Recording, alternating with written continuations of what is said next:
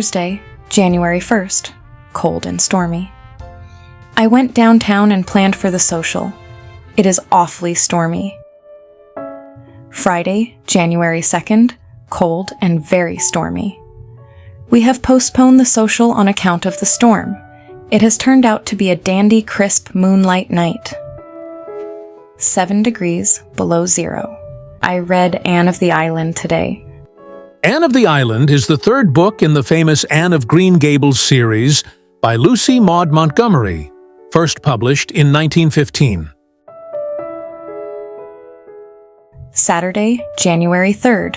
Very cold, partly clear. We had a nice home day. Papa was here, and we enjoyed every minute of it. Lynn is not well today, so only Tim and I went to the station with Pop. It is still awfully cold, but bids fair to let up soon. Sunday, January 4th. Very cold and clear.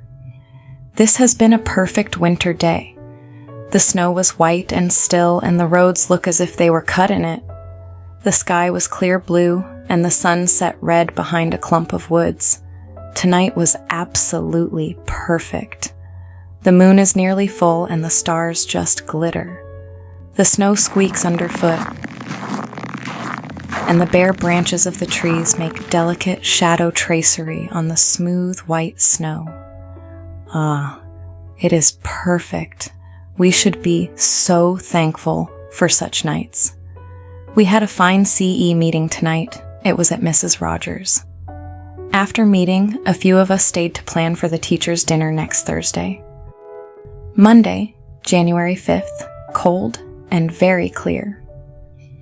This was a beautiful, snappy morning. I walked to school, was glowing like a live coal when I arrived, and taught one scholar all day. That was my beloved Thomas, though, so I was happy. Tonight, DC said he thought we'd better close school for another week, so my vacation is prolonged perforce. I am rather disappointed, as I was all ready to begin. This is another beautiful night. Tuesday, January 6th, warmer and cloudy. It seemed as if it were going to thaw today.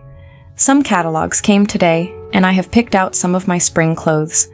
I don't exactly enjoy the idea of this enforced vacation, but it must be all for the best.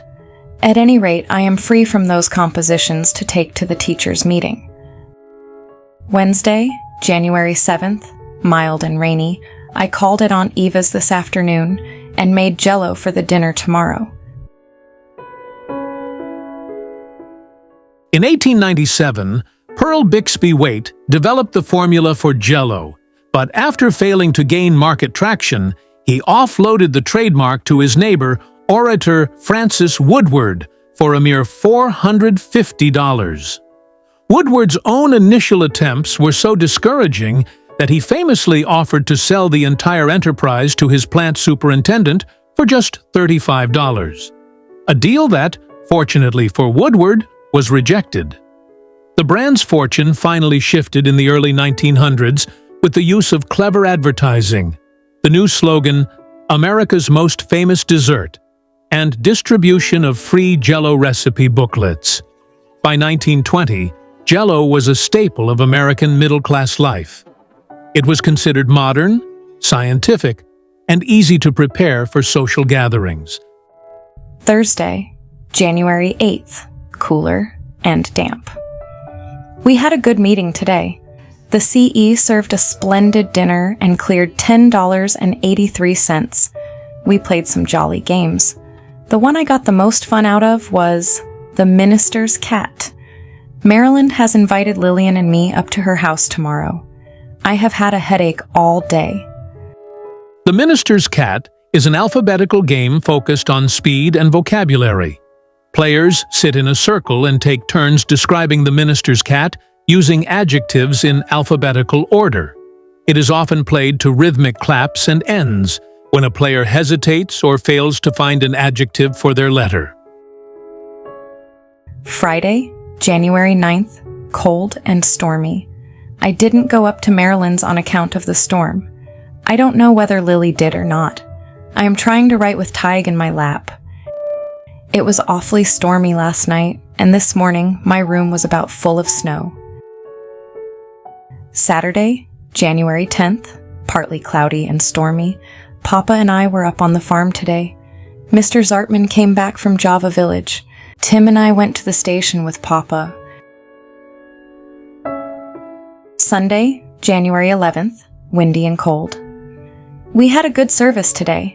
Mr. Zartman talked about organizing the social club. He called here after Christian Endeavor. In 1920, the Church Social Club was a standard feature of American religious life. These organizations were designed to foster community and provide safe recreation for young adults. Serving as a bridge between the sacred and secular, they sometimes sparked internal debates over the morality of modern pastimes like dancing or card playing. Monday, January 12th, rather windy and partly cloudy. School again. It seems good to be back at work. I passed a most pleasant day. As I didn't sleep much last night, I must hurry to bed. Tuesday, January 13th, very blustery, not very cold. I had 3 pupils today. I am so glad to be back at work. Everybody exclaims when they see me walking back and forth, but I love to do it. Wednesday, January 14th, very cold and blustery. 3 again today. I had a ride to the Corners tonight with James Bush. I went downtown after supper and called at Rogers.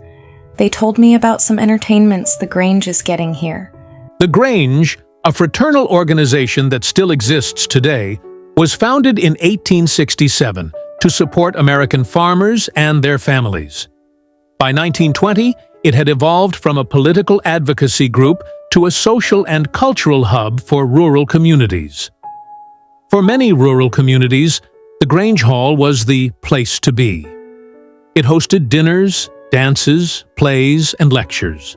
It was one of the few organizations at the time that encouraged women and teenagers to participate as equal members. Thursday, January 15th, cold but clear. This has been beautiful. I had 4 today. I had a ride partway home with Dr. Davy and Mr. Potter, but we met with a slight mishap, and I walked the rest of the way. I called at Aunt Eva's tonight. Friday, January 16th, stormy and cold. After a sunny morning, another blizzard struck us this afternoon. The wind is raging furiously tonight. I had a most exhausting walk home. Saturday, January 17th, stormy and cold. This is a regular howling blizzard. Mild winter indeed. I wonder where those prophets are. Papa arrived this morning. I didn't get downtown today at all. I wonder how they got along at organizing the social club. I was supposed to be there, but it was a bad night. And besides, Papa was at home, the train making only 1 trip today. We popped corn and cracked nuts. Sunday, January 18th, a howling blizzard. This has been the hardest day of all the winter. A howling blizzard and 2 below zero. I don't know whether there was any church or not. I was ill part of the day and didn't try to go. I made a little fudge and wrote a letter to Lynn tonight. Mama read aloud, "Keeping Up with William." It is fine. I have been inspired. Keeping Up with William was a popular 1918 satire written by Irving Bescheller during the final year of the war. It used humor and folksy wisdom to critique the German Kaiser. The title is a play on the phrase, "keeping up with the Joneses." Monday, January 19th. Still cold but calm. George H. visited school this afternoon, with the inspiring news that he thinks of finishing this year under my guiding care. I don't look forward to it with unmixed delight, but I remember how I enjoyed Cyrenus after all my fears, so perhaps I won't mind after all. I went downtown after supper and called on Hazel and Miss Steckel. I was elected vice president of the social club last Saturday night. Tuesday, January 20th, stormy, but milder. Who would have thought it? This morning it was all calm, but a strong wind began to rise, and a howling blizzard set in. It blew awfully tonight while I was coming home, but I didn't mind. It is calmer now. I guess George's talk was just talk. Our coal came today. It is fine. By the 1920s, most American households heated their homes with coal. Deliveries were typically shoveled down a chute into a basement coal bin, and keeping the furnace running required steady physical labor. Feeding coal into the furnace throughout the day, and hauling out the heavy clinkers, or unburned waste, and ashes that remained. Following World War I, there were often coal shortages and price spikes due to labor strikes and railroad congestion. Fine coal was considered high quality and burned cleanly. Receiving a load of it would have been a real relief for a rural family, especially during the harsh blizzards of a New York winter. Wednesday, January 21st. Very bright, quite cold. There was a church meeting tonight. It was a rather long, drawn-out affair. I was elected treasurer. Thomas tried geography today, and Miss Steckel marked him 80. I am awfully tickled. To try a subject meant to sit for a formal standardized proficiency exam, which determined if a student had mastered the subject. A successful score was a wonderful achievement for both the student and the teacher. Thursday, January 22nd, bright and quite cold. This was a beautiful frosty morning. I just had to stop on the way up to school and admire it all. Examinations came out very well for Thomas and Orpha. Howard and Charlotte didn't do so well. But Charlotte has had to be out so much, and Howard had to be out some. Thomas got 99 in arithmetic. The youngsters had great fun this noon, sliding downhill on slabs of wood. Friday, January 23rd. Stormy, but mild. Exams are over. Bertha was taken to the hospital again this morning. I made candy tonight. We are having a regular nor'easter. Saturday, January 24th. Calm and milder. I went to arcade today. Saw Mr. Stockin as usual, and also saw Harold a few minutes. I had dinner at Potter's. Took them a box of homemade candy. I went up to the station with Papa tonight and got my Sunday school lesson. I am debating having the CE get up a play. Aunt Clara is quite low. Sunday, January 25th. Very bright, but cold. We had a splendid sermon today. The good ladies of the church are much excited about dancing in the social club. Most of the members think it's all right. The most opposition comes from non-church members. I wrote to Lynn this afternoon. We had a fine CE at Mrs. Nichols. Monday, January 26th. Cold and windy, sunny. I guess Mr. Zartman has gone today. I stopped at the farm tonight. Aunt Clara is not so well. Tuesday, January 27th. Warm and thawy, partly cloudy. Mrs. Buckley died last night, and Mr. Zartman is called home to officiate.